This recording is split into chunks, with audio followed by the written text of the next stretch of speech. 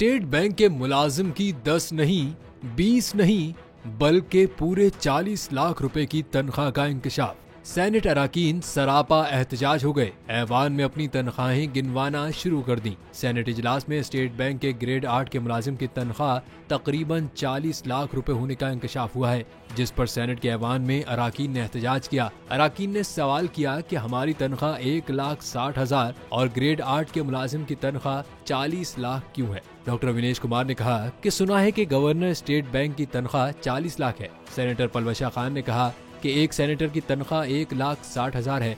Governor state bank ऐसा कौन सा काम करते हैं कि उनकी तनख्वाह 40 लाख तक है। हम IMF से भीख मांगते हैं और दूसरी जानिब स्टेट बैंक के लोगों की इतनी तनख्वाह है। जिस पर निगरान वजीर खजाना शमशाद अख्तर ने जवाब दिया कि स्टेट बैंक ने पॉलिसी दी थी कि पेंशन खत्म होने की सूरत में तनख्वाह बढ़ा दी। स्टेट बैंक की पेंशन का बोझ बढ़ रहा था तो ये पॉलिसी लाई गई।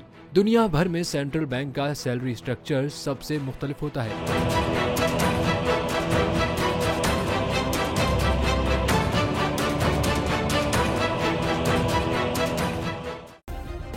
सब्सक्राइब करें और बेल दबाएं ताकि कोई खबर रह न जाए।